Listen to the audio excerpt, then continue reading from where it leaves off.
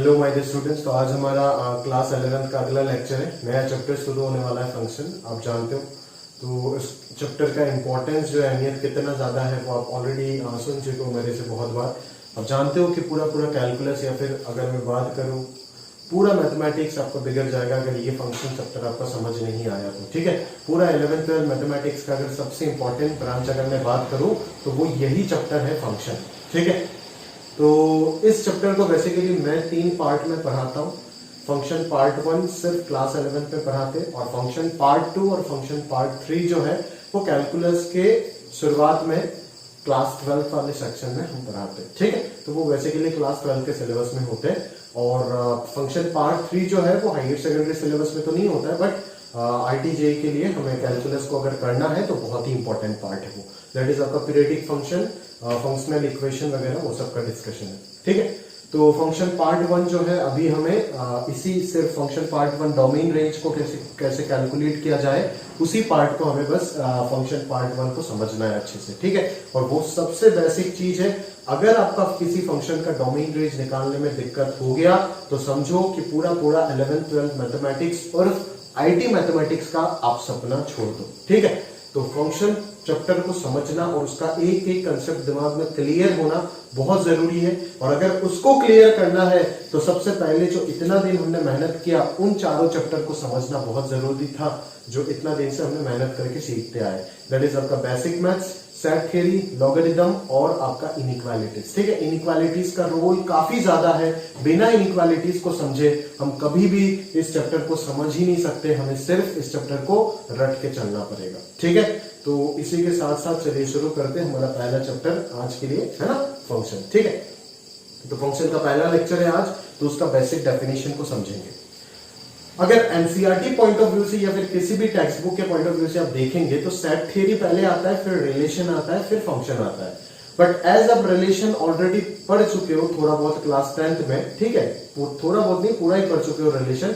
But फिर भी जिन बच्चों ने नहीं पढ़े उनके लिए कोई टेंशन वाली बात नहीं है, क्योंकि रिलेशन जो है वो 1 या 2 लेक्चर का एक फालतू सा चैप्टर है। ठीक है, बट फंक्शन जो है वो बहुत सारे कम से कम 5-6 लेक्चर का इनइक्वालिटी की तरह ही उतना ही लेंथ होगा फंक्शन पार्ट 1 का, और काफी इंपॉर्टेंट चैप्टर है। समझ में आ रहा है ना। तो इनइक्वालिटी जस्ट खत्म हुआ है, इसीलिए मैंने इसी के साथ साथ फंक्शन को कंटिन्यू कर दिया ताकि आप इस चैप्टर को बहुत अच्छे से समझ पाए। और इस चैप्टर को खत्म होते होते ही हम लास्ट में रिलेशन चैप्टर को एक साथ खत्म करते हुए अगले चैप्टर में जाएंगे। ठीक है, तो चलिए शुरू करते हैं। अभी रिलेशन का जितना सा इंट्रोडक्शन जरूरत है फंक्शन को समझने के लिए उतना सा मैं आपको दे देता हूं, और उसके बाद हम अपना चैप्टर जो है उसको शुरू करते हैं। ठीक है, तो आपको मैंने ये चीज अच्छे से समझा दिया था कि सेट क्या होता है। आप जानते हो कि सेट क्या होता है। सेट होता है basically collection of well defined elements. ठीक है ना।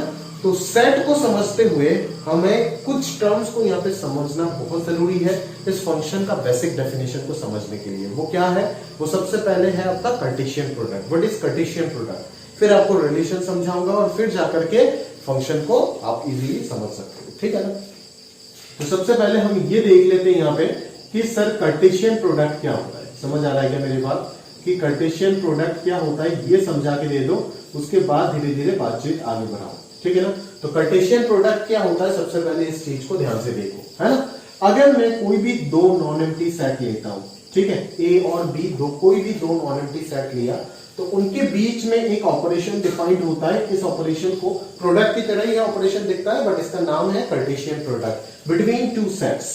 ठीक है, तो इस चीज को समझाने के लिए मैं एक ए सेट कंसीडर कर रहा हूं जो 3 एलिमेंट कंसिस्ट कर रहा है, यानी कि ए बी सी, और बी एक और सेट ले रहा हूं जो 2 एलिमेंट ले रहा है 1,2, और एक Cartesian product A cross B मैं आपको लिख के दिखा रहा हूं, जरा ध्यान से देखिएगा। ठीक है ना।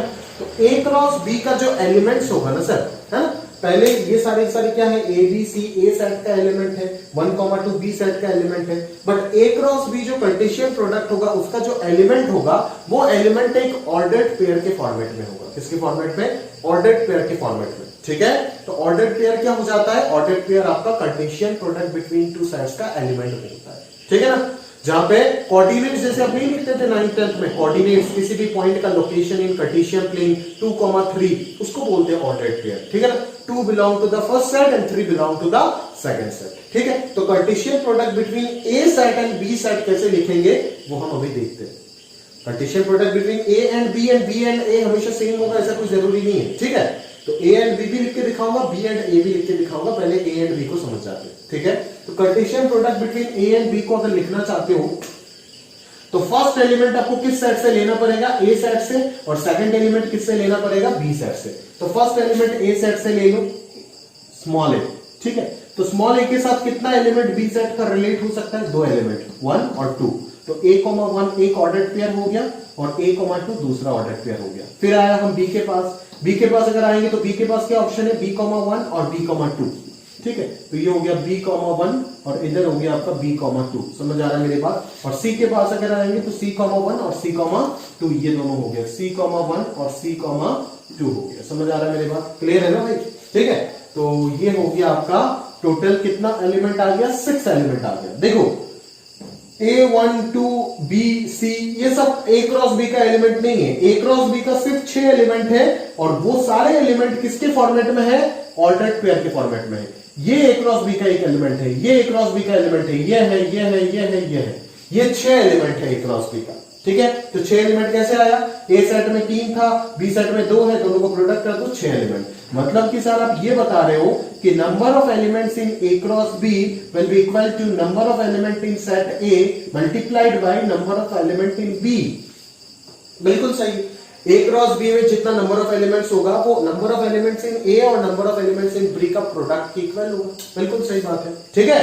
अभी अगर मैं B क्रॉस A सेट को लिखना गया तो वो कहीं ना कहीं क्या हो जाएगा, बोलो जरा, ठीक है। फर्स्ट एलिमेंट जो आएगा ऑर्डर्ड पेयर का वो कौन सा सेट से आएगा, बी सेट से आएगा, ठीक है। तो बी सेट में फर्स्ट एलिमेंट 1 को पकड़ लेते हैं, तो 1 के साथ क्या आ सकता है, ए या तो बी या तो सी, दैट इज 1, A 1, B और 1, C, समझ में आ रहा है क्या। फिर सेकंड 2 को पकड़ लेते हैं, तो 2 के साथ कौन रिलेट हो सकता है, ए या तो बी या तो सी, दैट इज 2, A 2, B और इधर 2, C, समझ में आ गया क्या, ठीक है। तो ये क्या हो गया, B क्रॉस है, तो number of element in B cross है कितना हो गया, 1 2 3 4 5 6, है ना। Number of element in B into number of element in A कितना हो गया, 2 × 3 6 हो गया, समझ में आ रहा है ना। तो यही बेसिकली है कार्टेशियन प्रोडक्ट जो ऑपरेशन है, जैसे यूनियन वगैरह आपको सब नहीं था, union, intersection, difference, symmetric difference, ठीक है ना। इसी प्रकार से कार्टेशियन प्रोडक्ट को भी आप एक ऑपरेशन मान सकते हो जो दो सेट के बीच में जो बेसिकली दो सेट के बीच में डिफाइन किया जाता है, ठीक है ना। तो कार्टेशियन प्रोडक्ट इस तरीके से हम लिख सकते हैं दो सेट के बीच में, ठीक है।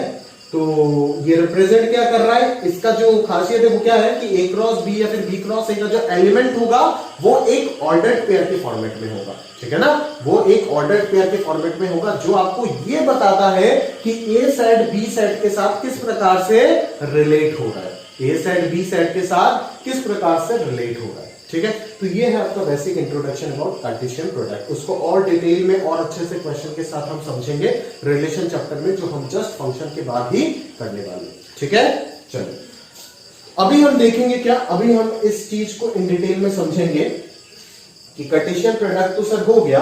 अभी कार्टेशियन प्रोडक्ट के अलावा किस चीज को आपको ध्यान से समझना है मैं बताता हूं आपको, ठीक है, ध्यान से। अभी हमारा इंपॉर्टेंट टाइम आया कि व्हाट इज रिलेशन, इस चीज को समझना, ठीक है। रिलेशन क्या है ना, इस चीज को आपको ध्यान से अभी समझना है कि रिलेशन क्या होता है, जरा ध्यान से देखना, ठीक है। रिलेशन, अगर मैं इसका डेफिनेशन का बात करूं तो ये सब शीट में लिखा हुआ मिलेगा आपका, जो रिलेशन चैप्टर पढ़ेंगे फंक्शन के बाद। बट अभी के लिए अगर मैं रिलेशन को स्टेट करूं तो कुछ इस प्रकार से आप बोल सकते हो, relation is the subset of Cartesian product between two sets. Relation क्या है, relation is the subset between Cartesian product of two sets. Relation is a subset between Cartesian product of two sets, ठीक है। Relation का definition अगर मैं लिखूं तो क्या लिखूंगा, relation is the subset, relation is the subset, relation is the subset of Cartesian product between two sets, between two sets, या फिर अगर आप नॉन एम्प्टी लिखना चाहते हो तो और अच्छा है, नॉन एम्प्टी सेट्स, ठीक है ना। तो सबसेट वर्ड बोल के यहां पे क्या मीन किया वो हम समझेंगे। तो कार्टेशियन प्रोडक्ट अगर ये है तो इसका सबसेट हो जाएगा क्या, रिलेशन। सबसेट मतलब इससे कम भी आ सकता है और इसके बराबर भी आ सकता है, समझ में आ रहा है ना। इससे कम अगर आ गया तो प्रॉपर हो जाएगा, इससे बराबर अगर आ गया तो इम्प्रॉपर हो जाएगा, ठीक है ना। तो relation is the subset of Cartesian product between two set. तो relation Cartesian product between two set का सबसेट है। तो रिलेशन है क्या, एक सेट दूसरे सेट के साथ किस प्रकार से रिलेट हो रहा है, उस चीज को अगर समझना है तो आपको रिलेशन निकालना होगा। ठीक है, तो ए और बी सेट के बीच में क्या रिलेशन है, उस चीज को अगर आपको समझना है तो ये चीज आप देखोगे। ठीक है ना, ए और बी सेट के बीच में रिलेशन जो भी होगा वो ए क्रॉस बी का हमेशा सबसेट होगा। ठीक है, वो ए क्रॉस बी का हमेशा क्या होगा, सबसेट होगा। जैसे ये ए क्रॉस बी ऊपर लिखा हुआ है, समझ में आ रहा है ना, जैसे ये ए क्रॉस बी ऊपर लिखा हुआ है ना। ठीक है, अभी ये देख, ये सारे जो डायग्राम्स दिख रहा है ना आपको, इसको मैपिंग डायग्राम बोलते हैं। क्या बोलते हैं, मैपिंग डायग्राम। ठीक है ना, तो मैं यहाँ पे ऐसे एक मैपिंग डायग्राम ड्रॉ कर रहा हूँ, ध्यान से देखना। इस गोले से मैं ए सेट को रिप्रेजेंट कर रहा हूँ, ए सेट का एलिमेंट्स को रिप्रेजेंट कर रहा हूँ, और इस गोले में मैंने बी सेट का एलिमेंट्स को रिप्रेजेंट किया। ठीक है, ए सेट में कौन था, ए सेट आपका क्या था जो आपने कंसीडर किए थे, ए बी सी था, और बी सेट आपका क्या था, 1,2 था। तो यहाँ पे ए बी सी लिख दो और यहाँ पे 1 और 2 लिख दो। ठीक है, तो अगर मैं सिर्फ ए को 1 के साथ रिलेट कराया, उसका मतलब क्या कि the element A, small A of set A is related to element 1 of set B. ठीक है, ए जो एलिमेंट है वो 1 के साथ रिलेट हुआ, मतलब ये कौन सा ऑर्डर्ड पेयर को हिंट कर रहा है, ये सिर्फ इस ऑर्डर्ड पेयर को हिंट कर रहा है। समझ में आ रहा है ना। ठीक है, तो इस ये भी तो एक रिलेशन को रिप्रेजेंट कर रहा है ना, भले ही सिर्फ एक ऑर्डर्ड पेयर आए बट ये भी तो एक रिलेशन हो रहा है ना, समझ में आ रहा है ना। तो ये अगर सिर्फ एक ऑर्डर्ड पेयर, अगर मैं इस डायग्राम को देखता हूं तो मैं आंसर क्या लिखूंगा, रिलेशन को क्या लिखूंगा, रिलेशन भी तो एक सेट ही होगा ना, इसके अंदर जो ऑर्डर्ड पेयर आएगा, जो एलिमेंट आएगा वो किस फॉर्मेट में आएगा, ऑब्वियसली कार्टेशियन प्रोडक्ट का अगर सबसेट है तो ऑर्डर्ड पेयर ही आएगा उसके अंदर। ठीक है ना, ये देखो इस मैपिंग डायग्राम को देख के अगर मैं रिलेशन लिखूं तो r इज इक्वल टू क्या लिखूंगा, सेट के अंदर a,1 लिखूंगा सिर्फ। समझ में आ रहा है ना, क्योंकि ये तो वही हिंट कर रहा है ना कि कौन किससे रिलेट हो रहा है, सिर्फ a1 से रिलेट हो रहा है। समझ में आ रहा है, तो a,1 लिखा। तो ये a,1 का जो सेट है वो क्या है, क्या ये r a क्रॉस b का सबसेट आपको दिख रहा है, बराबर r जो है वो a क्रॉस b का प्योर क्या है, एक सबसेट आपको दिख रहा है। समझ में आ रहा है ना, ये r जो आपको दिख रहा है वो a क्रॉस b का क्या दिख रहा है, एक सबसेट दिख रहा है। समझ में आ रहा है, क्लियर है। तो ये r हो गया आपका a क्रॉस b का एक सबसेट, क्लियर है बात यहां तक। ठीक है ना, तो अगर सबसेट का बात करें तो सिर्फ क्या एक ही आ सकता है क्या, नहीं, ऐसा कोई जरूरी नहीं, 2-3 भी आ सकते हैं। ये देखो एक और ले लिया मैंने b,1, एक और ले लिया मैंने b,2। अभी अगर मैंने रिलेशन लिखा इस मैपिंग डायग्राम को देख के तो मैं क्या लिखूंगा, a,1, b,1 और b,2। समझ में आ रहा है क्या, तो ये हो गया आपका रिलेशन। क्या इस कार्टेशियन प्रोडक्ट का सबसेट नहीं है, बिल्कुल सबसेट है। ठीक है, एक ऑर्डर्ड पेयर आया, यहाँ पे 3 ऑर्डर्ड पेयर आया, किसी में 6 का 6 ऑर्डर्ड पेयर भी तो आ सकता है ना भाई, किसी में 6 का 6 ऑर्डर्ड पेयर। मतलब ये इसके लिए इस डायग्राम को देख करके अगर मैं रिलेशन को डिफाइन करने का कोशिश किया तो मेरे रिलेशन में 6 का 6 ऑर्डर्ड पेयर आ जाएगा, मतलब यही हो जाएगा मेरा r। ठीक है, तो ये भी तो हो सकता है ना, सबसेट में इक्वल भी तो हो सकता है, पूरा सेट उठ करके आ जाए या फिर उनमें से कुछ आ जाए। ठीक है, बट उससे ज्यादा नहीं हो सकता। ठीक है ना, बिकॉज उससे ज्यादा अगर कोई भी ऑर्डर्ड पेयर आ गया तो आएगा कहां से, और तो बचा ही नहीं है ना। जितना भी पॉसिबिलिटी था इस सेट और इस सेट के बीच में रिलेट होने का, वो सारे पॉसिबिलिटी आ चुका है। ठीक है ना, तो a क्रॉस b आपको क्या बताता है, a सेट और b सेट का एलिमेंट्स को रिलेट करवाने का मैक्सिमम पॉसिबिलिटी बताता है। समझ में आ रहा है ना, a क्रॉस b या फिर b क्रॉस c आपको क्या बता रहा है, वो ऑर्डर्ड पेयर दे रहा है ताकि मैक्सिमम, उससे ज्यादा और कोई रिलेशन इस ए और बी साइड के बीच में पॉसिबल हो ही नहीं सकता है। ठीक है ना, अभी उनमें से अगर सबके सब आ गया तो भी वो रिलेशन होगा, उनमें से अगर 2 ऑर्डर्ड पेयर आया तो भी ये रिलेशन होगा, और उनमें से अगर सिर्फ एक आया तो भी वो रिलेशन होगा। समझ आ रहा है, उनमें से अगर सिर्फ एक आया तो भी रिलेशन होगा, बट एटलीस्ट एक को तो आना पड़ेगा, अदरवाइज सबसेट कैसे होगा। ठीक है, क्लियर है। अगर कुछ नहीं आया तो भी होगा, नल रिलेशन बोलेंगे, जैसे नल सेट होता है ऐसे नल रिलेशन बोलेंगे। ठीक है ना, क्योंकि नल सेट भी तो a क्रॉस b का एक सबसेट होगा ना भाई। ठीक है, तो ये हो गया आपका कार्टेशियन प्रोडक्ट और रिलेशन का कंसेप्ट, जो मैंने को पहले आपको समझाना जरूरी था फंक्शन को समझने के लिए। ठीक है, तो कार्टेशियन प्रोडक्ट और रिलेशन जो है वो क्या है, अगर आप समझ गए होंगे तो बहुत अच्छी बात है। ठीक है ना, तो कार्टेशियन प्रोडक्ट क्या हो गया भाई, कार्टेशियन प्रोडक्ट आपका क्या हो गया, अगर आप ध्यान से समझते हो तो कार्टेशियन प्रोडक्ट हो गया ए और बी के बीच का रिलेशन, ठीक है ना। अब रिलेशन को अपन क्या बोल सकते हैं, क्या डिफाइन कर सकते हैं कि relation is basically the subset of Cartesian product between two sets, ठीक है। किस प्रकार से सबसेट हो रहा है वो मैंने आपको ऑलरेडी बता दिया, ठीक है ना। तो इतना सा बेसिक फंडा आप याद रखो, बाकी पूरा कहानी हम बात करेंगे रिलेशन वाले चैप्टर में। कार्टेशियन प्रोडक्ट रिलेशन वाले चैप्टर में हम बाकी इसके बारे में सब कुछ इन डिटेल में बातचीत करेंगे, इसका प्रूफ्स वगैरह देखेंगे, इसके रिलेटेड थ्योरम्स वगैरह देखेंगे, ठीक है ना। और रिलेशन को अच्छे से समझेंगे। बेसिकली रिलेशन का भी दो पार्ट होता है, एक पार्ट हम 11th में पढ़ेंगे और एक पार्ट 12th में पढ़ेंगे, ठीक है ना। और फंक्शन का एक पार्ट अभी पढ़ेंगे और remaining part 2 and part 3 12th में पढ़ेंगे, ठीक है। तो ये क्या हो गया आपका, ये हो गया कि Cartesian product between two sets का इंट्रोडक्शन। और रिलेशन क्या होता है, रिलेशन बेसिकली कार्टेशियन प्रोडक्ट का सबसेट होता है, ठीक है, सबसेट होता है। अभी हम शुरू करते हैं अपना चैप्टर और सबसे एनर्जी और जोश के साथ ये समझते हैं कि व्हाट इज फंक्शन, ठीक है, व्हाट इज फंक्शन। सबसे पहला चीज, क्या फंक्शन एक सेट है? बिल्कुल, फंक्शन एक सेट है। क्या फंक्शन एक रिलेशन है? बिल्कुल, फंक्शन एक रिलेशन है। Function are some special kind of relations, ठीक है। Function are some special kind of relation. दुनिया के हर रिलेशन क्या फंक्शन है? नहीं, लेकिन दुनिया के हर फंक्शन क्या रिलेशन है? बिल्कुल, दुनिया के हर फंक्शन रिलेशन कहलाएंगे, बट हर रिलेशन फंक्शन नहीं होगा। इसीलिए हम बोलते हैं functions are some special kind of relation. कुछ पर्टिकुलर तरीके के रिलेशंस को हम फंक्शन बोलते हैं, ठीक है। तो उस चीज को समझते हैं, ध्यान से एग्जांपल उठा रहा हूं, उसी एग्जांपल से समझाने का प्रयास कर रहा हूं। ध्यान से समझिएगा जरा, ठीक है, ध्यान से समझिएगा कि फंक्शन क्या है, दिमाग और दिल में घुसा लीजिएगा, ठीक है। ध्यान से देखिए, अपन क्या कर रहे हैं, अपन मान लीजिए एक मशीन बनाते हैं यहाँ पे, ठीक है। बनाते क्या है एक मशीन है, इस मशीन का नाम मैंने दिया है एफ, ठीक है। मान लीजिए सर हम एक कंपनी में नौकरी करते हैं, ठीक है ना, एक कंस्ट्रक्शन कंपनी में काम करते हैं, ठीक है। सुबह सुबह उठ करके हमारा काम क्या होता है, हमारा काम होता है कि हम जाए, उधर वर्कर है बेसिकली हम, ठीक है ना, लेबर वर्कर है। तो उधर जाकर के अपन क्या करें, उधर जाकर के सुबह सुबह मशीन के अंदर जो भी हमें उस दिन में प्रोडक्ट बनाना होता है उसके अकॉर्डिंग, मान लीजिए ये सीमेंट बनाने का एक प्रोडक्ट है, ठीक है, ये सीमेंट बनाने का एक मशीन है ना, ये सीमेंट बनाता है, ठीक है।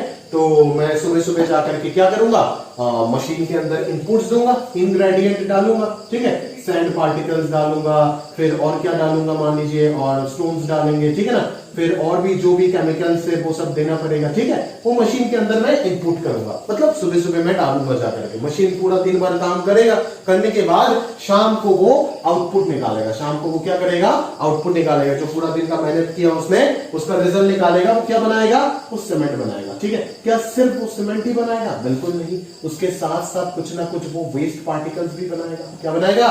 उसके साथ साथ कुछ ना कुछ वो वेस्ट पार्टिकल्स भी बनाएगा, ठीक है। क्लियर है? चलो, ठीक है, क्लियर है ना, यहां तक क्लियर है काम। चलो अभी मैं डिफाइन कर रहा हूं धीरे धीरे, ध्यान से सुनना, ठीक है, ध्यान से देख।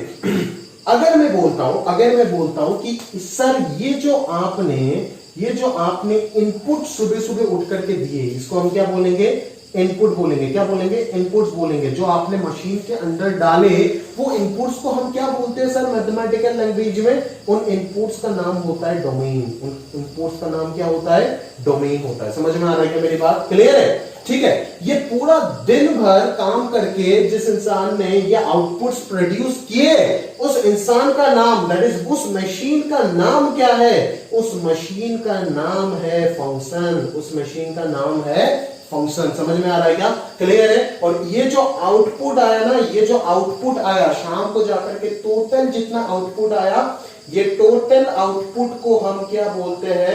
इस टोटल आउटपुट का नाम है कोडोमेन। इस टोटल आउटपुट का नाम क्या है? कोडोमेन है। इस टोटल आउटपुट का नाम क्या है? कोडोमेन है।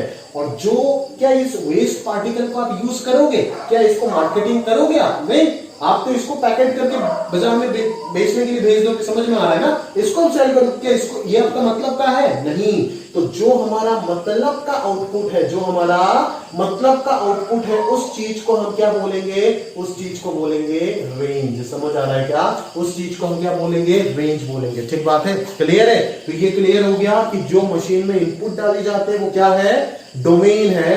जो मशीन काम करता है वो मशीन खुद कौन है? फंक्शन है।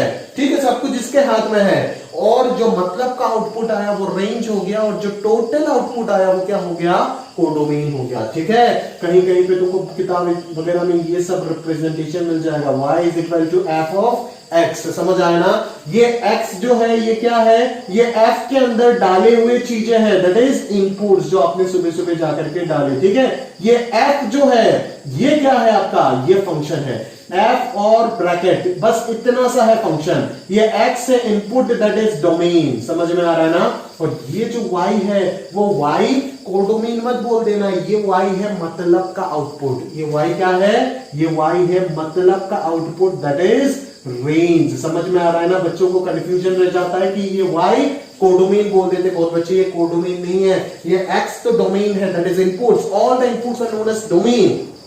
ये है आपका फंक्शन, और ये y जो मतलब का आउटपुट है वो क्या है आपका? रेंज है। वो क्या है आपका? रेंज है। समझ में आ रहा है क्या? क्लियर है ना? तो ये हो गया रेंज, और टोटल आउटपुट क्या हो गया? कोडोमेन। ये हो गया डोमेन, ये हो गया आपका फंक्शन। समझ आ रहा है ना? तो ये एक सैलरी मैंने बना दिया आपके सामने। ठीक है, ये एक पहचान बना दी आपके सामने। समझ में आ रहा है ना? ठीक है, तो आप बोलोगे सर हमें तो सिर्फ डोमेन और रेंज ही निकालना होता है क्या?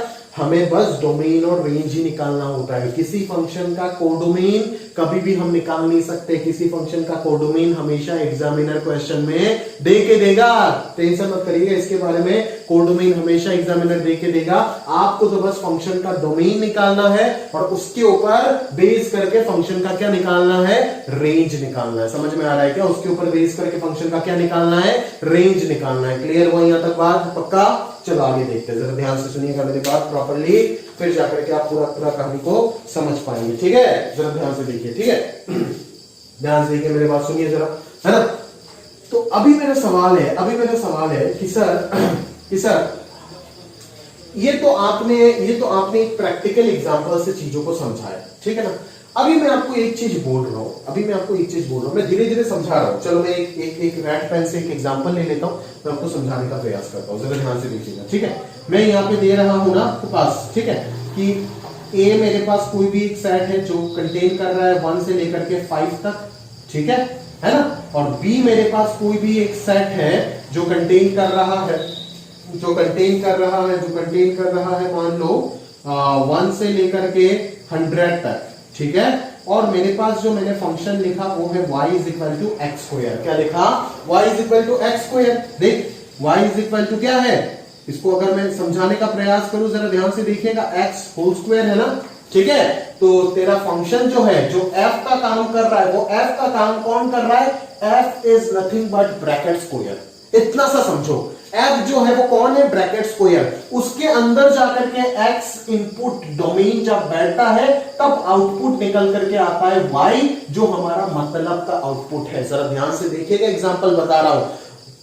अभी हम a से b पे एक फंक्शन डिफाइन करने जा रहे हैं। a से b पे एक फंक्शन डिफाइन करने जा रहे हैं, जो कि हकीकत में क्या है? एक रिलेशन है। ऑब्वियसली सारे फंक्शन दुनिया के क्या होते? रिलेशन होते। क्यों? कैसे? समझते हैं। देख, x का वैल्यू अगर तुम 1 डालोगे, x का पास क्या क्या ऑप्शन है? 1 2 3 4 5, 5 ही तो ऑप्शन है ना x के पास। तो x के पास क्या क्या ऑप्शन है?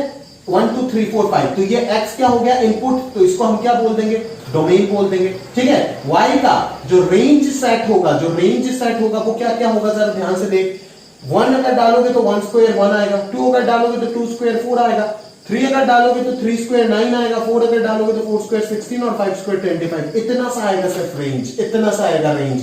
और ये बी सेट जो है, ये बी सेट क्या रेंज से ज्यादा नहीं है? बिल्कुल रेंज से ज्यादा है, बट रेंज जो है वो हमेशा बी सेट के अंदर होगा, बी सेट का सबसेट होगा। रेंज जो है वो कभी भी बी सेट को एक्सीड नहीं कर पाएगा। और ये बी सेट ही आपका कौन है?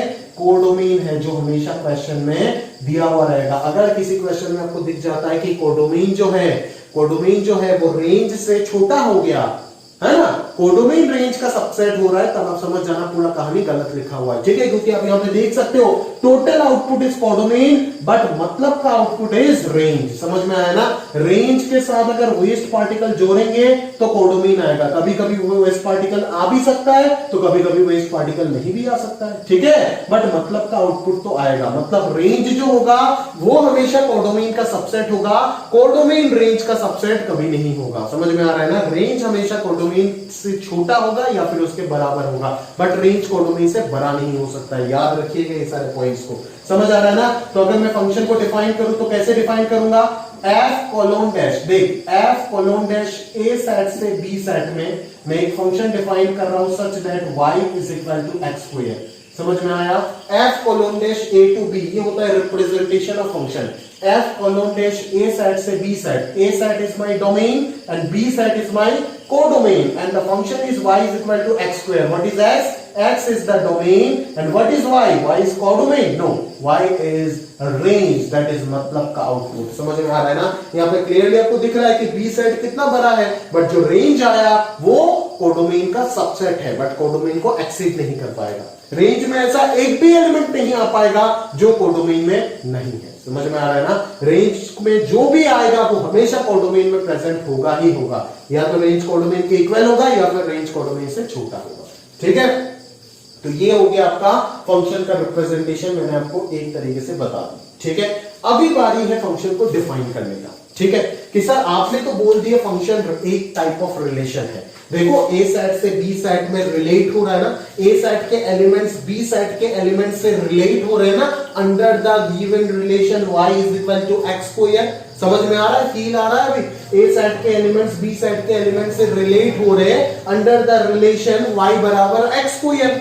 तो ये तो एक रिलेशन है, समझ गए, बट ये रिलेशन मैं बोल रहा हूं फंक्शन है, बट आप बोलोगे कि क्यों ये फंक्शन है, क्यों बाकी रिलेशंस फंक्शन नहीं हो सकते, वो समझा के दो।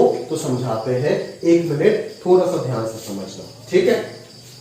अगर मैं बोलता हूं कि ये जो मशीन है ना, मैंने अगर सैंड पार्टिकल स्टोन केमिकल सब कुछ डाला और इस मशीन नालायक ने क्या किया, इसमें सैंड पार्टिकल्स के बिना ही सीमेंट बना करके निकाल दिया, क्या ये प्रैक्टिकली पॉसिबल है कि जितना इनपुट्स का जरूरत है उतना आपने दिए और मशीन 2-3 इनपुट को छोड़ के ही सीमेंट बना के निकाल देता है, कि ये पॉसिबल है? नहीं, ये कभी भी पॉसिबल नहीं है। मतलब डोमेन के कोई एलिमेंट का कोई इमेज ना आए, हार्ड लैंग्वेज हो गया, आसानी से क्या बोले कि अगर डोमेन का कोई भी एलिमेंट रिलेट नहीं होता है तो वो कभी भी फंक्शन नहीं बन पाएगा, वो रिलेशन कभी भी फंक्शन नहीं बन पाएगा। समझ आ रहा है क्या मेरी बात? थोड़ा सा दिमाग लगा करके सोचो कि डोमेन का, अगर ये मशीन कुछ चीजों को छोड़ के सीमेंट बना देता है, मतलब ये झूठ बात है, ये मशीन ही नहीं है, मतलब ये फंक्शन बन ही नहीं सकता है। समझ में आ रहा है ना, क्लियर है, ठीक है। और दूसरा ये भी मैं बोल रहा हूं कि अगर मैंने यहां पे सीमेंट बनाने का इंग्रेडिएंट डाल रखा है और मशीन ने क्या किया, सीमेंट भी बनाया और साथों साथ अल्कोहल भी बना दी, क्या ये पॉसिबल है दोस्त? नहीं। मतलब एक इनपुट देकर के आप मल्टीपल आउटपुट नहीं निकाल सकते, ठीक है, एक इनपुट देकर के मल्टीपल आउटपुट नहीं निकाल सकते। और क्या होगा ध्यान से सोचो कि अगर डोमेन का कोई एलिमेंट खाली रह जाए, मतलब किसी एलिमेंट को मशीन ने यूज नहीं किया, तब जाकर के वो फंक्शन नहीं होगा। तो 2 केस में फंक्शन नहीं होता है, एक रिलेशन, अगर ये 2 केस हो गया कहीं पे तो वो रिलेशन फंक्शन नहीं होगा। अगर ये 2 कंडीशन सेटिस्फाई हो गया तो हर रिलेशन क्या हो जाएगा, फंक्शन हो जाएगा। जो रिलेशन ये दोनों कंडीशन को सेटिस्फाई करता है वो सारे रिलेशन क्या हो जाते हैं, फंक्शन हो जाते हैं। समझ में आ रहा है ना, functions are special kind of relation. क्यों स्पेशल काइंड ऑफ रिलेशन बोलते हैं? ये 2 कंडीशन सारे रिलेशन सेटिस्फाई नहीं करते, जो करते हैं वो फंक्शन हो जाते हैं, जो नहीं करते वो सिर्फ रिलेशन ही रह जाते हैं। जो करते हैं वो रिलेशन तो है, रिलेशन हो जाने के साथ साथ वो फंक्शन भी हो गए, बट जो नहीं करते वो फंक्शन नहीं हो पाए, वो सिर्फ एक ऑर्डिनरी रिलेशन है, ठीक है। याद रहेगा ये चीज, ध्यान से देखो। तो मैंने क्या बोला, मैंने बोला कि ये जो देख रहे हो ना, ये जो देख रहे हो यहां पे जो भी इंग्रेडिएंट्स है, जो भी एक्स का पॉसिबल वैल्यूज है, ये जो ए सेट, ये है आपका बी सेट और ये है आपका आर रेंज, ठीक है। तो ए सेट के जितने भी एलिमेंट्स हैं वो सब के सब रिलेट होना चाहिए, मतलब उन सब का कोई ना कोई इमेज आना चाहिए बी सेट में। ठीक है। फंक्शन होने का सबसे पहला कंडीशन क्या है कि ए सेट का हर एक एलिमेंट का कोई ना कोई रिलेशन होना चाहिए। मतलब ए सेट का हर एक एलिमेंट का इमेज आपको मिलना चाहिए। अगर कभी भी ऐसा होता है कि ए सेट का कोई एलिमेंट का इमेज नहीं मिला, तब हम उसको फंक्शन नहीं बोल सकते। समझ आ रहा है क्या मेरी बात? क्लियर है। और दूसरा, अगर ऐसे हो जाता है कि कोई भी एक एलिमेंट का दो आउटपुट आ रहा है, मतलब इसके करस्पॉन्डिंग ये भी आउटपुट मिल रहा है, इसके करस्पॉन्डिंग ये भी आउटपुट मिल रहा है, तो क्या यह वास्तव में पॉसिबल है? नहीं। तो ये दो कंडीशन अगर हो जाता है, मान लो कि यहां पे कोई एलिमेंट खाली रहेगा जिसका कोई इमेज नहीं आया, या फिर किसी भी एक एलिमेंट का दो या फिर उससे ज्यादा आउटपुट आ गया, तब उस रिलेशन को हम फंक्शन नहीं बोलेंगे। अगर ये दोनों कंडीशन किसी रिलेशन में नहीं हुआ तो वो रिलेशन गारंटेड है, फंक्शन होगा ही होगा। ठीक बात है, क्लियर? और अच्छे से ध्यान से समझते हैं। एक एग्जांपल लेते हैं, ठीक है? इसी को चेंज करते चलिए। मान लीजिए मैंने क्या किया, मान लीजिए मैंने क्या किया यहाँ पे, जैसे देखते ध्यान से, हाँ, y square is equal to x लिख देते हैं। रिलेशन को चेंज करके लिख दिया इस प्रकार से, y square is equal to x. ठीक है, y square is equal to x लिख देते हैं। ठीक है ना, वाई स्क्वेयर इक्वल टू, अगर एक्स लिख दिया मैंने, ठीक है, तो आप या फिर मतलब रिलेशन लिखने का जरूरत नहीं, डायरेक्टली मैं डोमेन रेंज देकर ही समझा सकता हूं। यहाँ पे एग्जांपल्स आएगा ऑलरेडी, ठीक है, यहाँ पे और बताने का जरूरत नहीं है, इधर ही बता देंगे, कोई इशू नहीं है। ठीक है ना, मैं इस चीज को इरेज कर रहा हूं ताकि मैं इसको अभी समझा पाऊं। ठीक है ना, तो बेसिकली आप इसको नोट कर लेना, अगर करना चाहते हो, रफ वर्क है, बेसिकली बस समझाया मैंने आपको। ठीक है ना, तो फंक्शन का मतलब आप क्या समझे कि फंक्शन क्या है? फंक्शन एक प्रकार के रिलेशन है। बट क्या दुनिया के सारे प्रकार के रिलेशन फंक्शन हो जाएंगे? मतलब दुनिया के सारे रिलेशन फंक्शन है? नहीं, दुनिया के सारे रिलेशन फंक्शन नहीं है। इसीलिए तो हम बोल रहे हैं ना कि relations, some special kind of relations are known as function. समझ में आ रहा है? कौन से special kind of relation function होगा? जिस रिलेशन में ए सेट के, दैट इज डोमेन के सारे एलिमेंट का कोई ना कोई आउटपुट निकलेगा। डोमेन का सारे एलिमेंट का कोई ना कोई आउटपुट निकलेगा। ठीक है, उस जगह पे हम उसको क्या बोलेंगे?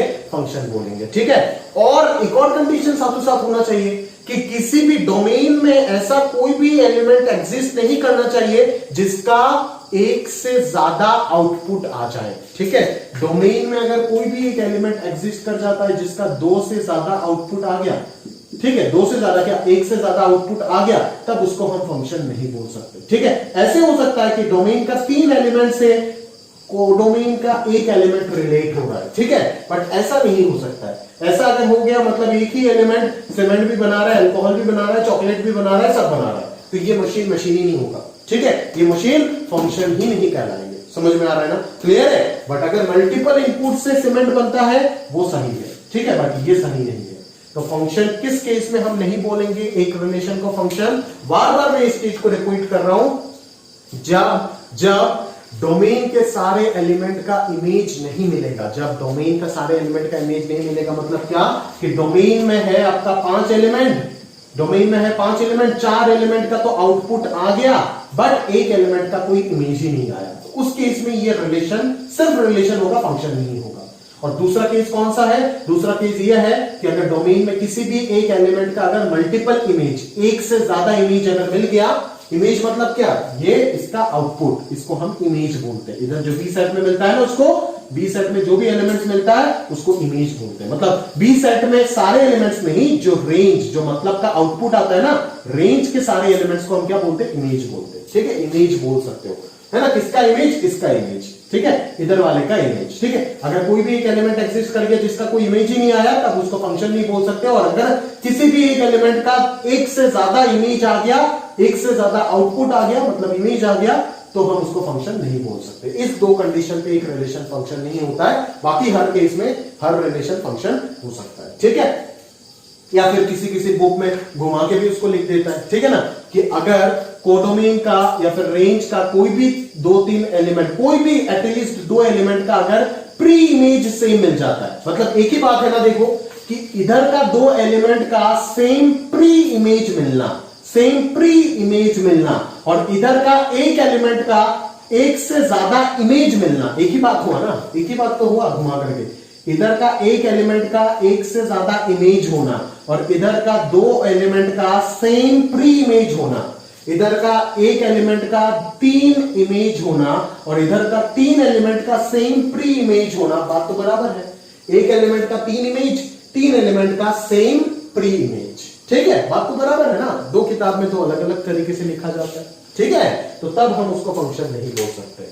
मैं फाइनली बोल रहा हूं और मैं नहीं बोलूंगा कि दुनिया के सारे रिलेशंस क्या होते हैं, फंक्शन नहीं होते, बट दुनिया के सारे फंक्शंस रिलेशन होते हैं। तो दुनिया के कौन से रिलेशंस फंक्शन होंगे, वही रिलेशंस फंक्शन होंगे जिन रिलेशन में डोमेन के उस रिलेशन का जो डोमेन होगा ना, डोमेन के सारे एलिमेंट्स का कोई ना कोई इमेज मिलेगा, ठीक है। डोमेन वाला जो सेट होगा उसका उस डोमेन वाला जो सेट होगा उसके सारे एलिमेंट्स का कोई ना कोई इमेज मिलेगा, ठीक है। और दूसरा कंडीशन क्या है कि डोमेन के किसी भी एलिमेंट का एक से ज्यादा इमेज पॉसिबल नहीं होगा, या फिर रेंज के किसी भी 2 या फिर उससे ज्यादा एलिमेंट का सेम प्री इमेज नहीं मिल सकता, ठीक है। तो चलिए अभी खुद को खुद डिफाइन करते हैं फंक्शन का डेफिनेशन को, ठीक है। क्या है फंक्शन का डेफिनेशन, खुद से बात करते हैं। आप खुद से एक बार सोचिए तो आपको पकड़ में आ जाएगा, ठीक है ना।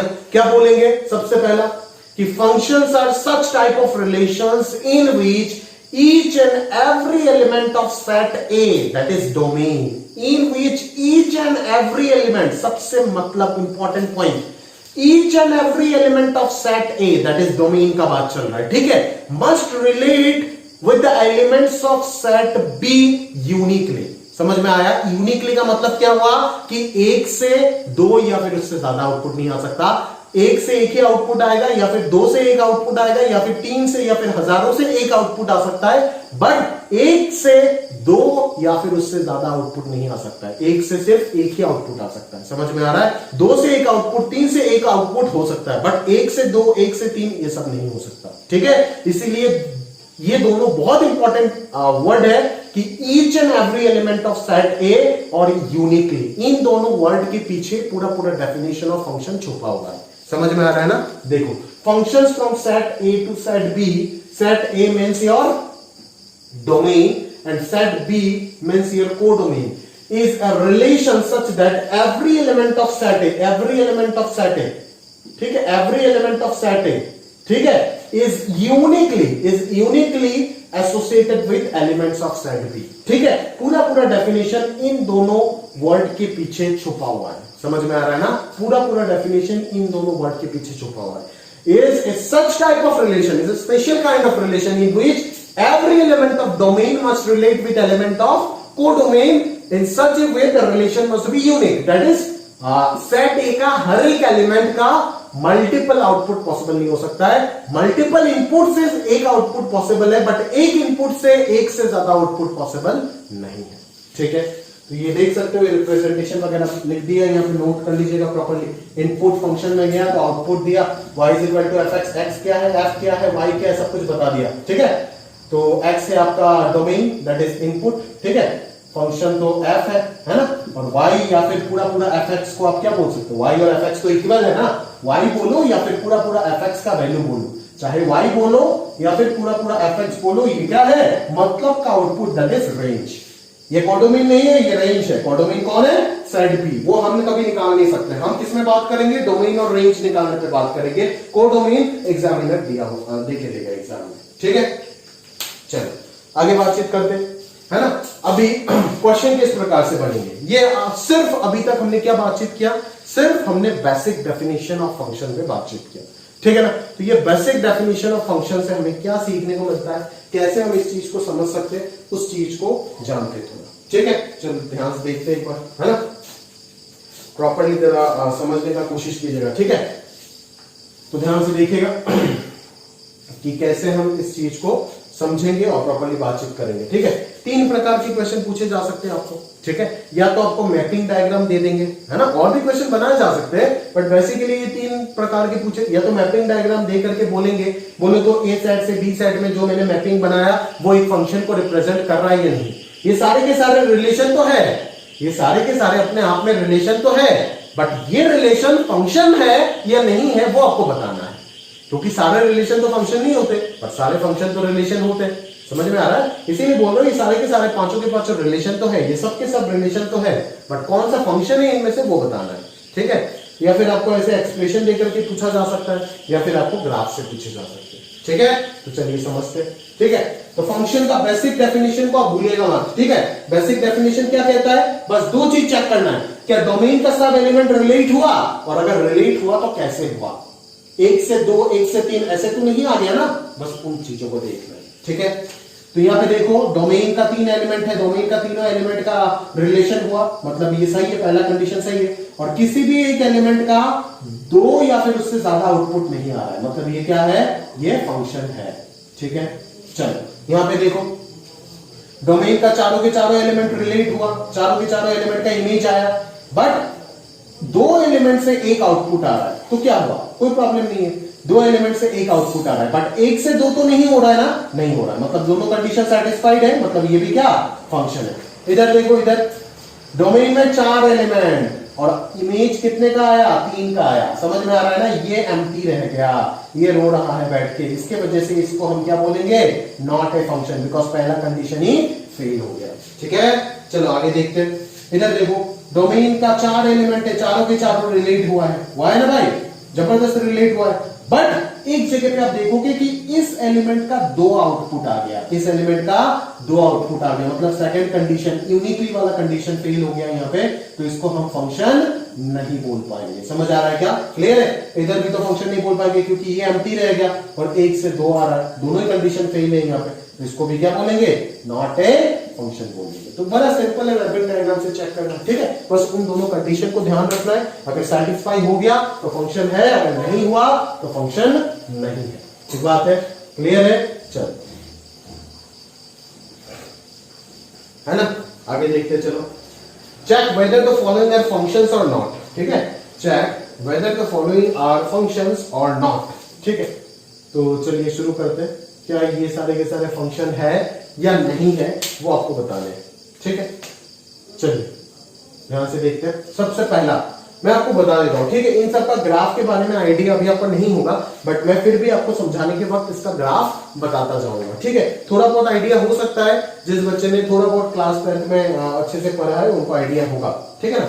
अच्छा, क्लास 10 में तो आपको वर्टिकल पैराबोला मिला था, सॉरी, बट ये तो हॉरिजॉन्टल पैराबोला है। चलो, अगर आइडिया नहीं है तो मैं आपको बता दूंगा ग्राफ, बट ग्राफ आपको थोड़ी देर में ही कोऑर्डिनेट ज्योमेट्री में पता चल जाएगा, इतना टेंशन मत लो। ठीक है ना? बट अभी बस ये समझ जाते हैं, क्योंकि ये काम तो करेगा 12 में ज्यादा, ये सब जो भी सीख रही है 12 के लिए रास्ता बना रहे हैं। ठीक है, बट अभी काम तो 12 में ज्यादा आएगा, बट अभी हम बस तैयार करके रख रहे चीजों को। सवाल तो 11 में भी आना है, बट हम तैयार करके रख रहे, जरा ध्यान से देखिएगा। ठीक है, f colon dash R plus से क्या दिख रहा है आपको? आर दिख रहा है। समझ में आ रहा है ना? कॉमा देकर के हम क्या लिखेंगे? F x is equal to plus minus of root over of x. ठीक है, तो ये आर प्लस जो है ये क्या है आपको समझ में आ रहा होगा? ये क्या है? डोमेन हो गया। समझ में आ रहा है ना? और ये आर जो है ये क्या हो गया आपका? कोडोमेन हो गया। देखिए पता चल रहा है, ठीक है ना? कोडोमेन हो गया। ठीक है, तो देखो ना, y is equal to F x होता है, सबको पता है, तो f x is equal to ये लिखना या फिर y is equal to plus minus root x लिखना, ये तो बराबर है ना भाई। बेसिकली 1 और 2 जो है ना वो दोनों के दोनों क्वेश्चन सेम है, ये वाला और ये वाला क्वेश्चन सेम है। अरे भाई क्यों? क्योंकि y square is equal to x जो होता है ना, उससे सॉल्व करने से ही तो आपको y is equal to plus minus root x मिलता है ना रे भाई। ठीक है, प्लस माइनस मत भूलिएगा, वहीं से तो आपको y is equal to F X that is F X equal to plus minus root X मिल रहा है, जहां पे इनपुट हो गया x, f का मतलब हो गया plus minus root of something, और एफ एक्स हो गया आपका आउटपुट। ठीक है, तो ये बेसिकली सेम है ना? तो अभी मैं एक बेसिक इंफॉर्मेशन यूज कर रहा हूं, बस वो इंफॉर्मेशन हम बाद में समझाएंगे आपको, कोऑर्डिनेट ज्योमेट्री, क्वाड्रेटिक इक्वेशन, ये सब के बाद, बट अभी के लिए थोड़ा सा ध्यान से समझने का प्रयास कीजिए बस। ठीक है, y square is equal to x, क्या बोला मैंने? y square is equal to x बोला। ठीक है, इसका ग्राफ जो होता है ना वो जरा ध्यान से समझना आप, वो क्या होता है? वो ऐसे होता है। ठीक है, वो क्या होता है? वो ऐसे होता है। अभी देख, अभी जरा ध्यान से देख, ग्राफ भी बाद में समझाऊंगा मैं, ग्राफ भी बाद में बात करूंगा, पहले मैं आपको समझाता हूं फंक्शन, ये फंक्शन, ये तो एक रिलेशन है, सबको समझ में आ गया। ये लिखना और y square is equal to x लिखना बराबर है, तो ये एक रिलेशन है, सबको समझ में आ गया। बट क्या ये फंक्शन है या नहीं, वही हमारा मेन इंपॉर्टेंट बात है, ध्यान से समझो। डोमेन आर प्लस है, मतलब क्या, पॉजिटिव रियल नंबर से, तो x का वैल्यू मैं 2 तो रख सकता हूं ना, यहाँ पे आराम से x का वैल्यू क्या रख सकता हूं, 2 रख सकता हूं, कोई इशू है ही नहीं, ठीक है ना। x का वैल्यू 2 क्या अपन पुट कर सकते हैं, यहाँ पे आराम से पुट कर सकते हैं, कोई दिक्कत नहीं है ना। x का वैल्यू 2 डालिए, कोई इशू नहीं है, ठीक है। तो x का वैल्यू 2 नहीं, मैं 4 डालना चाहता हूं, चलो, या फिर कुछ भी डालो, कोई फर्क नहीं पड़ता, 1 डालो, कुछ भी डालो, क्योंकि पॉजिटिव रियल नंबर का सेट में तो 4 आता है ना। तो y का वैल्यू क्या होगा, जरा सोचो, प्लस माइनस √4, √4 कितना होता है, 2 होता है, तो y का वैल्यू कितना आ गया, प्लस माइनस 2 आ गया। मतलब x का एक वैल्यू रखने पे y कितना वैल्यू दे रहा है, 2 वैल्यू दे रहा है। मतलब x का एक इनपुट में ये हो गया, मान लो आपका डोमेन, डोमेन कौन है, real number, positive real number का सेट हो गया। उस पॉजिटिव रियल नंबर का सेट में 4 तो प्रेजेंट है ना, ये मान ले 4 वाला एलिमेंट है, तो ये 4 के कोरिस्पॉन्डिंग इमेज कितना आ रहा है, 2 आ रहा है ना, एक तो 2 आ रहा है और एक -2 आ रहा है। समझ में आया क्या, एक कितना आ रहा है, 2 आ रहा है, और एक कितना आ रहा है, -2 आ रहा है। तो क्या एक इनपुट से अगर 2 आउटपुट आ गया तो क्या ये फंक्शन है, नहीं, ये तो फंक्शन का डेफिनेशन को वायलेट कर दिया sir, this is not a function. समझ में आ रहा है क्या, तो आप क्या कमेंट करोगे कि this is not a function, this is not a function. समझ में आ रहा है, क्लियर है, समझे ना आप, कैसे चेक किए, समझे कैसे चेक किए, देखिए ना, क्लियर है, समझ में आ रहा है ना। तो देखिए, this is the graph of y square is equal to x, उसका नाम है हॉरिजॉन्टल पैराबोला। जैसे आप क्वाड्रेटिक इक्वेशन में पॉलिनोमियल्स वाले चैप्टर में मैथ्स में किए थे ना, वर्टिकल पैराबोला इस प्रकार से होता था, ठीक है, तो ऐसे ही ये है हॉरिजॉन्टल पैराबोला, ठीक है। अभी देखो, x का एक इनपुट मान लो 4, उसके लिए आउटपुट कितना आ रहा है, एक बार तो आ रहा है 2 और एक बार आ रहा है कितना, -2। तो एक इनपुट देकर के कितना आउटपुट, 2 आउटपुट। क्या ये फंक्शन का डेफिनेशन है, बिल्कुल ये फंक्शन का डेफिनेशन नहीं है, ये फंक्शन का डेफिनेशन को वायलेट कर रहा है, मतलब ये फंक्शन नहीं होगा। समझ में आ रहा है, क्लियर है, पक्का। अगर मैं जरा ध्यान से सुनिएगा, समझिएगा, अगर मैं इस जो भी लिखा मैंने अच्छे से नोट कर लीजिए, मैं इसको इरेज कर रहा हूं, ठीक है। अगर मैं क्वेश्चन को इस प्रकार से कर देता, ठीक है, अगर मैं क्वेश्चन को इस प्रकार से कर देता, इस क्वेश्चन को चेंज करके ऐसे कर देता, r प्लस से r, डोमेन को डोमेन सब कुछ सेम, बस मैंने fx इज इक्वल टू क्या लिख दिया, √x लिख दिया, ठीक है, fx इक्वल टू √x लिख दिया। या फिर मेरा ये मान लो एक कंडीशन, एक क्वेश्चन, दूसरा क्वेश्चन मान लो सेम, मैंने पहले fx इक्वल टू √x और -√x प्लस √x और -√x एक साथ था ना, अभी मैंने दोनों को 2 अलग अलग क्वेश्चन बना दिया।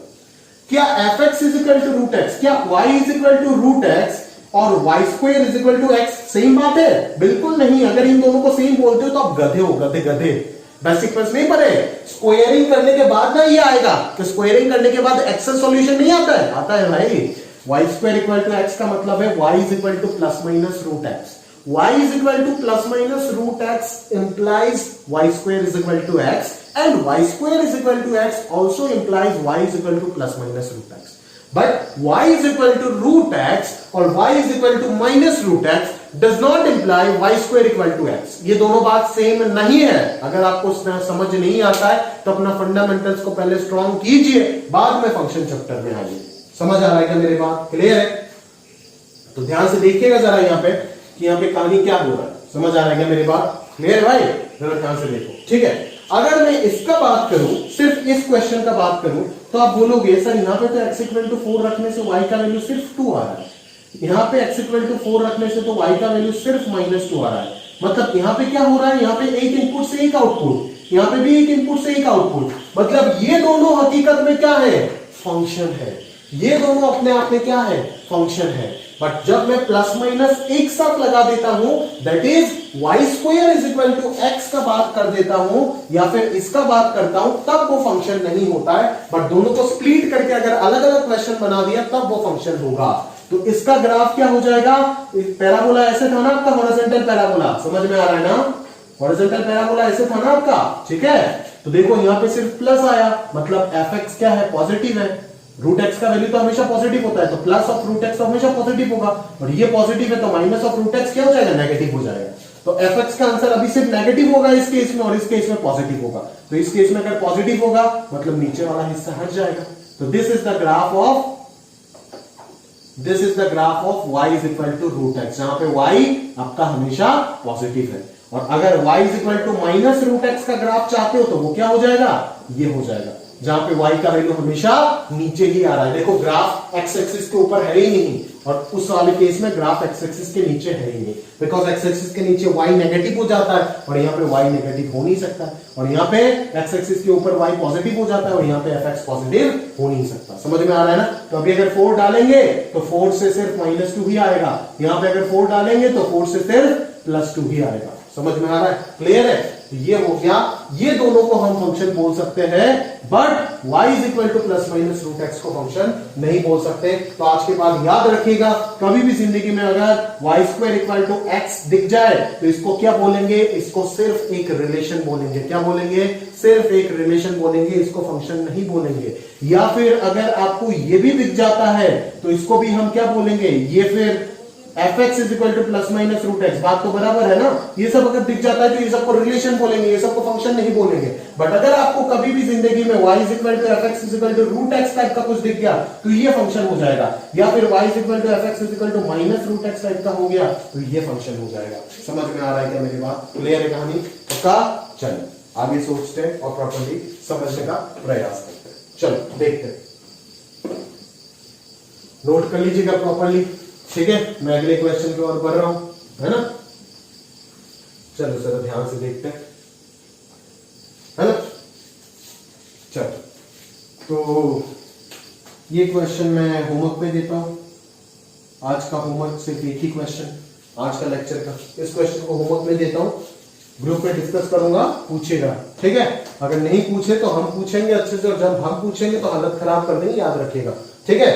तो हम पूछने से पहले आप मुझे पूछ लेना या फिर आंसर सॉल्यूशन करके भेज देना, ठीक है।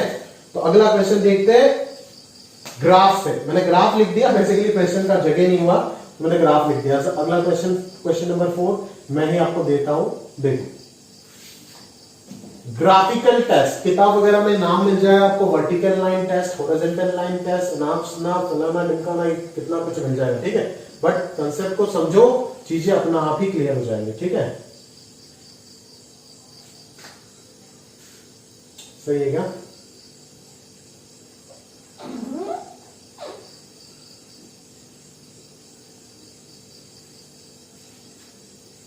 हाँ ठीक है,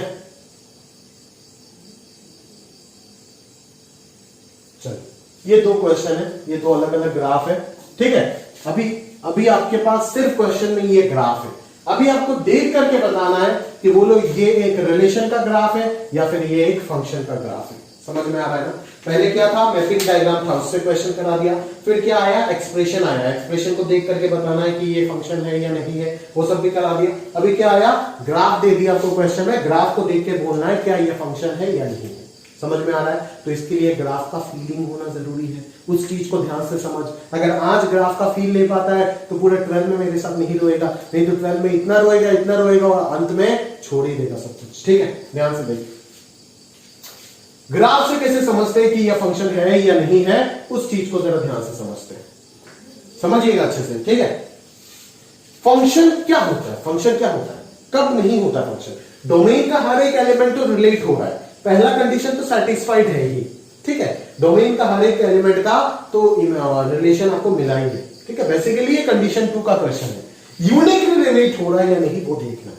यूनिकली रिलेट होने का मतलब क्या है कि एक इनपुट से एक आउटपुट, मतलब एक x के वैल्यू के कॉरस्पॉन्डिंग एक y का वैल्यू, ठीक है, एक x के वैल्यू पे। तो चेक कर लो इस ग्राफ को, अगर चेक करना है क्या हर जगह पे एक x के कॉरस्पॉन्डिंग एक ही y मिल रहा है या नहीं मिल रहा है, चेक कर लो ना उसको, इसको एक्सटेंड करो, चेक कर लो। ये ग्राफ तो इधर आ रहा है ना, चेक कर लो जरा, ध्यान से देखो ना।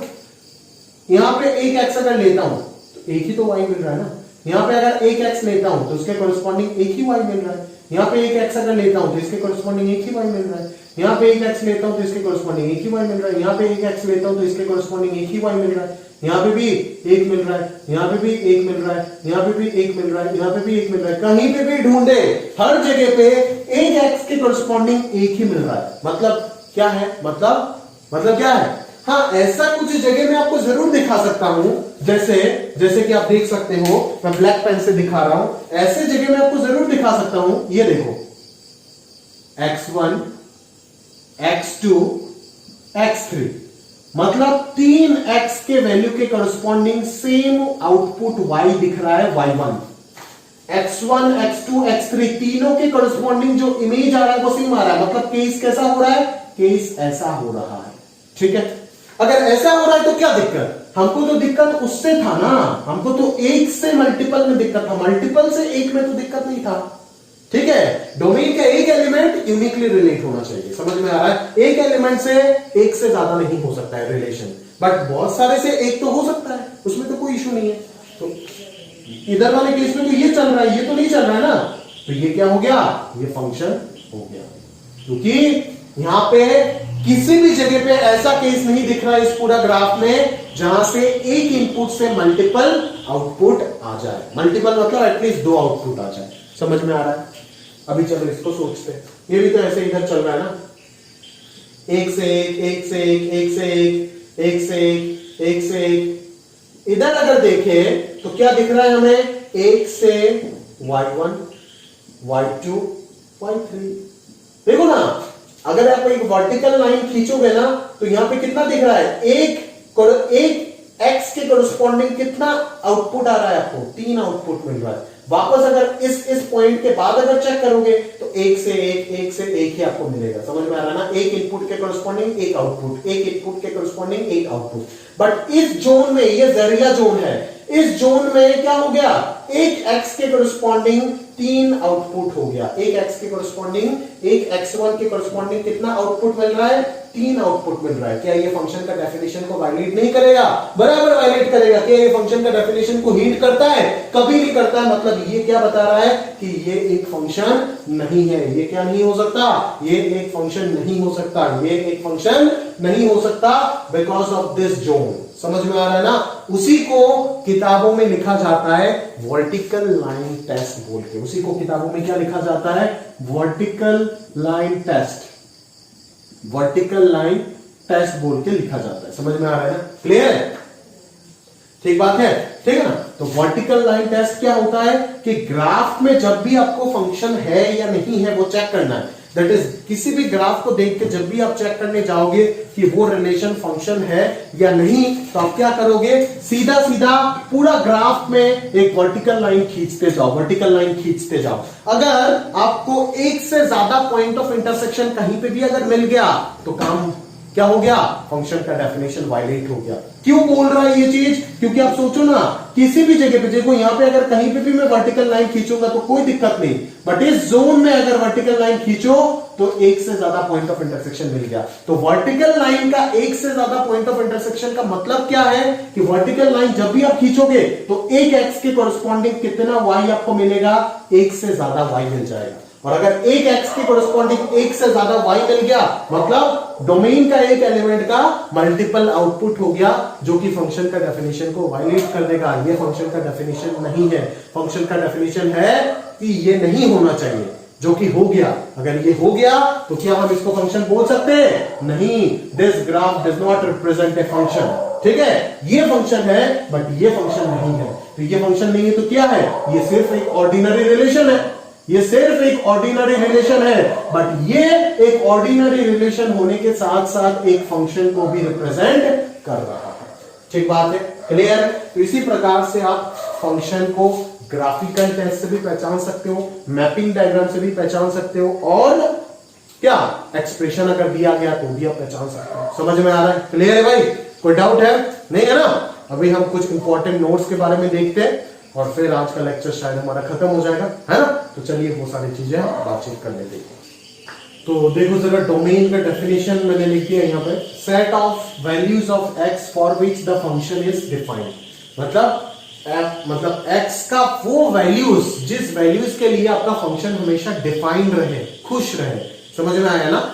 x का वो वैल्यूज, वो जो यहाँ पे मैपिंग डायग्राम में एक x खाली रह जाता था, उसका इमेज नहीं मिलता था, मतलब क्या, उस x के वैल्यू के लिए आपका फंक्शन डिफाइन नहीं हो रहा था, समझ में आ रहा है ना? तो ऐसा अगर x का कोई वैल्यू अगर आ गया जिस वजह से आपका fx अनडिफाइंड हो गया, तब उसको डोमेन में हम इंक्लूड नहीं कर पाएंगे। मतलब डोमेन में वही x आएगा जिस x के लिए fx फंक्शन हमेशा खुश रहता है, सेटिस्फाई होता है, समझ में आ रहा है? क्लियर है?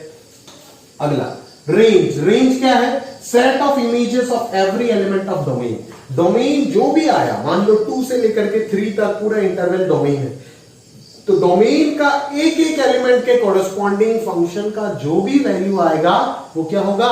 रेंज होगा। ठीक है? डोमेन के एक एक एलिमेंट के कोरस्पॉन्डिंग जो भी मतलब का आउटपुट होता है, वेस्ट का बात नहीं कर रहा हूं, मतलब का आउटपुट, इसी को हम क्या बोलते हैं? रेंज बोलते हैं। ठीक है? कुछ नोट देख लेते हैं। Range is always a subset of codomain. मैंने आपको ये बोल के दिया था, समझाया था थोड़ी देर पहले अच्छे से। फिर देखो, domain of fx plus minus gx जो होगा वो क्या होगा?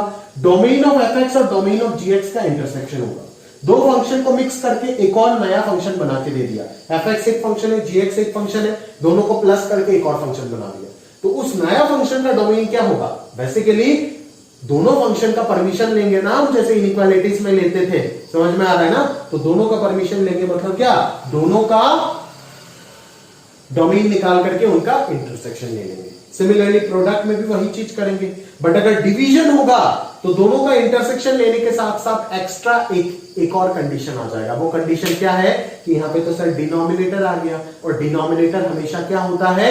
नॉन जीरो होता है, पूरा दुनिया को पता है। तो डिनोमिनेटर अगर नॉन जीरो होता है तो क्या होगा कि इसके साथ एक और कंडीशन इंटरसेक्शन में आएगा, those values of x for which denominator gx is non zero. ठीक है? Those values of x for which denominator is non zero, उसके साथ भी आपको इंटरसेक्शन लेना पड़ेगा। ठीक है? सिमिलरली इस क्वेश्चन में देखो, अंडर रूट आ गया, तो यहां पे डोमेन ऑफ fx के साथ एक और कंडीशन लेना पड़ेगा। वो क्या? कि अंडर रूट के अंदर हमेशा नॉन नेगेटिव डिफाइंड होता है, अंडर रूट के अंदर नेगेटिव नहीं होता है। तो यहां पे मैंने क्या लिख दिया? Those values of x for which fx is greater than equal to 0। समझ में आ रहा है ना? ठीक है? तो ये अंडर रूट, डिनोमिनेटर, ये सारे के सारे स्पेशल टाइप्स होते हैं जो डोमेन के क्वेश्चन में बहुत ज्यादा काम होता है। ठीक है? जैसे सिंपल सा एक क्वेश्चन मैं आपको दिखाता हूं डोमेन निकालने का। ठीक है? मैंने आपको मान लो एक फंक्शन दिया fx is equal to under root of x square minus 4। समझ आ रहा है? और मैंने आपको बोला कि find the domain of this function. ठीक है? तो आप डोमेन निकालने जाओगे तो कैसे सोचोगे डोमेन फंक्शन का? मैं आपको बता के दे रहा हूं। ठीक है? कि आप सोचोगे कि भाई इस फंक्शन को डिफाइंड होने के लिए रूट को डिफाइन होना पड़ेगा। ठीक है? बेसिकली इसको अगर आप इस फॉर्मेट के साथ कंपेयर करोगे तो आपको क्या मिलेगा कि आप इसको बोलोगे कि domain of x square minus 4, और उसके साथ इंटरसेक्शन क्या लोगे? Those values of x such that f x is always greater than equal to 0। अब एक domain of x square minus 4 क्या होगा? इसका डोमेन, ये पॉलिनोमियल फंक्शन होता है, पॉलिनोमियल फंक्शन का डोमेन रियल नंबर होता है, बिकॉज ऐसा कोई x का वैल्यू दिख ही नहीं रहा है ना जहां पे ये फंक्शन अनडिफाइंड हो सकता है। ना डिनोमिनेटर है, ना रूट है, ना इवन रूट है, ना कोई स्पेशल फंक्शन है, कुछ भी तो नहीं है। हर जगह पे x का वैल्यू कुछ भी डालो, ये एक्स स्क्वायर माइनस 4 हमेशा डिफाइंड है। तो इसका डोमेन क्या हो जाएगा? x belongs to real number हो जाएगा। और इसका डोमेन क्या आएगा? X square minus 4 greater than equal to 0। इसको सॉल्व करो, फैक्टराइज करो, right hand side 0, wavy curve याद आ रहा है? इधर -2, इधर +2, राइट हैंड साइड 0 है, इधर plus minus plus, because power और आ रहा है। ठीक है? तो ग्रेटर देन 0 है तो कौन सा होगा? x belongs to minus infinity से -2, क्लोज यूनियन 2 से इंफिनिटी। क्लोज क्यों लगाया? बिकॉज यहां पे इक्वालिटी था। तो r का रियल नंबर सेट के साथ किसी भी चीज का इंटरसेक्शन क्या आएगा? वही सेट आएगा। तो डोमेन क्या हो गया? माइनस इंफिनिटी से -2 यूनियन 2 से इंफिनिटी हो गया। ठीक है? यही हो गया डोमेन ऑफ fx। समझ में आ रहा है? क्लियर है? देख रहे हो ना इनइक्वालिटी? इनइक्वालिटी फंक्शन का लैंग्वेज है, उसके बिना कुछ ही नहीं चलेगा। लोग ये सारी चीजें रटा देते हैं, ये फॉर्मूला। क्या तुम क्या सोच रहे हो? तुमको हम ऐसे रटाएंगे? x minus a into x minus b अगर ग्रेटर देन 0 हुआ, a less than b, a अगर ग्रेटर देन b हुआ तो x का ये वैल्यू होगा, a अगर लेस देन b हो गया तो x का ये वैल्यू होगा। ये सब रटाऊंगा? भाई ये सब हमको नहीं आता। ये सब रटना है तो दूसरी जगह पे जाओ और रट के काम निपटाओ। समझ में आ रहा है? क्लियर है? और अगर रट के आप वही क्वेश्चन कर पाओगे जो वो मास्टर बोर्ड में लिखेगा, ठीक है, जो आईटी लिखेगा वो नहीं कर पाओगे कभी भी। समझ में आ रहा है ना, वो गारंटेड है। कुछ गिने चुने 10 से 15% क्वेश्चन में आपसे बनेगा, बाकी हलाल हो जाओगे आप, ठीक है। तो आगे देखते हैं, है ना। तो ये एक टाइप ऑफ क्वेश्चन मैंने आपको बोल दिया, एकदम सिंपल प्लेटफॉर्म है, कुछ भी नहीं है ये सब क्वेश्चन में, ठीक है ना। तो ये हो गया फंक्शन का डोमेन निकाल दिए। एक और क्वेश्चन मैं आपको एग्जांपल लेकर के दिखा देता हूं, चलो, है ना। ये क्वेश्चन डाल देना एग्जांपल में, यहाँ पे समझ में आ रहा है ना, यहाँ पे डाल दीजिएगा प्रॉपर्ली, है ना। और मैं आपको एक और क्वेश्चन चलो दिखा देता हूं। जैसे मान लो एक और फंक्शन मैंने डिजाइन किया, fx इज इक्वल टू मान लो under root of 9 minus X square, ठीक है, प्लस 1/2 माइनस एक्स। समझ में आ रहा है ना। तो आप बोलोगे सर इस फंक्शन का डिफाइन डोमेन निकालना है ना आपको, मैं बोलूंगा बिल्कुल सही। तो ये तो सर कुछ f1x प्लस f2x वाला पैटर्न दिख रहा है, चलो यहाँ पे माइनस लगा देते हैं। तो f1x माइनस f2x वाला पैटर्न दिख रहा है, तो मैं बोलूंगा सर ये तो दो फंक्शन को मिक्स करके एक और फंक्शन बना दिया। तो इस फंक्शन का डोमेन कैसे निकाला जाता है सर? आप बोलोगे इसका डोमेन निकालो, इसका डोमेन निकालो, दोनों का इंटरसेक्शन ले लो, क्योंकि आपको यहाँ पे पता चला ना ये चीज, समझ में आ रहा है। तो इसका डोमेन क्या होगा? Those values of x such that the under root वाला क्वांटिटी, अंडर रूट के अंदर वाला quantity greater than equal to 0। तो ये हो गया इसका डोमेन। यहां पे जो भी x आएगा उन सारे वैल्यूज के लिए ये फंक्शन हमेशा खुश रहेगा, डिफाइंड रहेगा, कभी भी अनडिफाइंड नहीं हो सकता, ठीक है। और इसके साथ इंटरसेक्शन लेंगे किसका? Those values of x such that denominator is non zero, because यहां पे तो कोई रूट वगैरह का काम चल ही नहीं रहा है ना, तो डायरेक्टली डिनोमिनेटर क्या कर दो? नॉन जीरो कर दो, काम खत्म। समझ आ रहा है क्या? क्लियर है। तो इसका सॉल्यूशन क्या आ जाएगा? x square minus 9 less than equal to 0। Leading coefficient तो पॉजिटिव करना पड़ेगा ना पहले, और इधर सिर्फ क्या आ रहा है? x not equals to 2।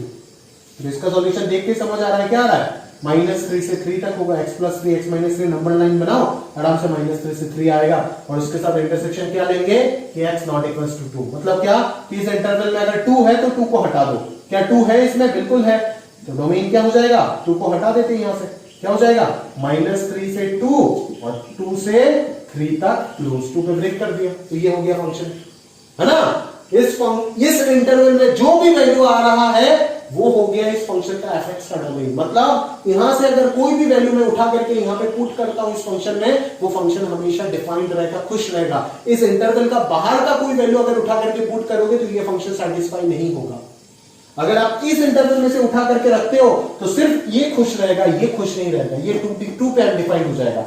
अगर आप सिर्फ यहां पे उठा करके रखते हो तो सिर्फ ये खुश रहेगा, ये खुश, ये भी खुश रहेगा, इस जगह पे ये दोनों भी खुश है।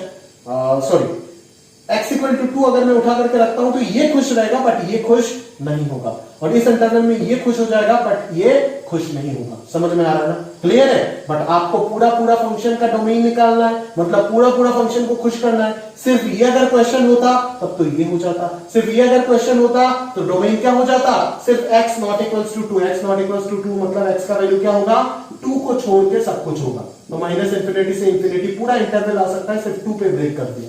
समझ में आ रहा है ना? बट एज इन दोनों को मिक्स करके एक नया फंक्शन बनाया गया है, तो इसका डोमेन क्या होगा? दोनों का इंटरसेक्शन, दोनों का डोमेन का इंटरसेक्शन। वो कौन हो गया? -3 से 2 यूनियन 2 से 3 तक हो गया। समझ आ रहा है? क्लियर है ना? पूरा समझ गए होंगे कि डोमेन कैसे निकाले जाते फंक्शन का। समझ आ रहा है ना? बस वही चीज है, और क्या है। समझ आ रहा है? क्लियर है भाई? तो वही चीज है। और हम आगे तो डोमेन का टॉपिक तो शुरू ही नहीं हुआ ना, ये तो मैंने आपको 2 एग्जांपल बस दिया था। आगे जब डोमेन का टॉपिक शुरू होगा तब देखोगे कितने प्रकार के डोमेन आपको कराते हैं, और उसको करने के बाद अगर कभी डोमेन में दिक्कत हुआ तो आप मेरे को बोल दीजिएगा, मैं भी मान जाऊंगा। समझ आ रहा है? क्लियर है। चाहे किसी भी किताब का कोई भी एग्जाम में आया हुआ कुछ भी क्वेश्चन हो, उठा करके लेके आ जाओ, ठीक है। चलो, तो आज का लेक्चर मैं यहीं पे समाप्त कर रहा हूं ना। बेसिक इंट्रोडक्शन लेक्चर का फंक्शन के ऊपर, कैसे फंक्शन चेक किए जाते हैं, ठीक है ना। कब एक रिलेशन फंक्शन होगा, कब एक रिलेशन फंक्शन नहीं होगा, किस प्रकार के क्वेश्चन, बेसिक डेफिनेशन, एकदम बेसिक डेफिनेशन ऑफ फंक्शन पे डिफाइन हो सकते हैं, बन सकते हैं, वो सारी चीज हमने डिस्कस कर ली, ठीक है। तो नेक्स्ट लेक्चर से हम क्या बातचीत करेंगे? डिफरेंट टाइप्स ऑफ फंक्शन, 10 से 12 प्रकार के अलग अलग टाइप ऑफ फंक्शन पे बातचीत करेंगे। उनके ग्राफ्स, उनके डोमेन, उनके रेंज, सब पे बातचीत करेंगे। फिर वो डिस्कशन जब खत्म होगा 1 या 2 लेक्चर के अंदर, फिर जाकर के हम डोमेन और रेंज टॉपिक का कैलकुलेशन को शुरू करेंगे। मतलब अलग अलग प्रकार के फंक्शन को कैसे हम डिफाइन करके उसका मतलब उस फंक्शन का डोमेन और रेंज निकाल सकते हैं। ठीक है, तो अभी हम बातचीत करेंगे डिफरेंट टाइप्स ऑफ फंक्शन में, क्योंकि जब तक आपको टाइप्स ऑफ फंक्शन पता नहीं चलेगा तब तक आप डोमेन रेंज निकाल नहीं पाएंगे फंक्शन का। ठीक है ना, अचानक से आ जाएगा ग्रेटेस्ट इंटीजर फंक्शन, तो कैसे करेंगे, समझ में आ रहा है ना। तो सबसे पहले हम डिफरेंट टाइप्स ऑफ फंक्शन पढ़ेंगे, उसके बाद हम डोमेन रेंज पढ़ेंगे, और फिर हमारा चैप्टर जो है वो इस वीक के लिए कंप्लीट होगा। नेक्स्ट वीक हम उसी फंक्शन पार्ट 1 का और छोटा मोटा 2 टॉपिक बच जाता है, इवन ऑड फंक्शन और आइडेंटिकल फंक्शन, उसके ऊपर बातचीत करके चैप्टर को एंड करेंगे। ठीक है, तो ये 2 हफ्ते के अंदर मैं उम्मीद करता हूँ रिलेशन फंक्शन पूरा कंप्लीट हो जाएगा, शेड वेड लेके सब कुछ कंप्लीट हो जाएगा। उसके बाद हम सीक्वेंस एंड सीरीज या फिर ट्रिग्नोमेट्री किसी चैप्टर की ओर बढ़ेंगे। ठीक है, तो आज के लिए यहां तक समाप्त करते हैं। अलविदा, पढ़ते रहिएगा, प्रॉपर्ली नोट्स बना लीजिएगा, और जो भी होमवर्क दिया गया है, एक ही क्वेश्चन होमवर्क था, पूछ लीजिएगा, सॉल्व करके दिखा देना, अदरवाइज पनिशमेंट जरूर मिलेगा आपको। ठीक है, तो आज के लिए यहां तक समाप्त कर दे। अलविदा।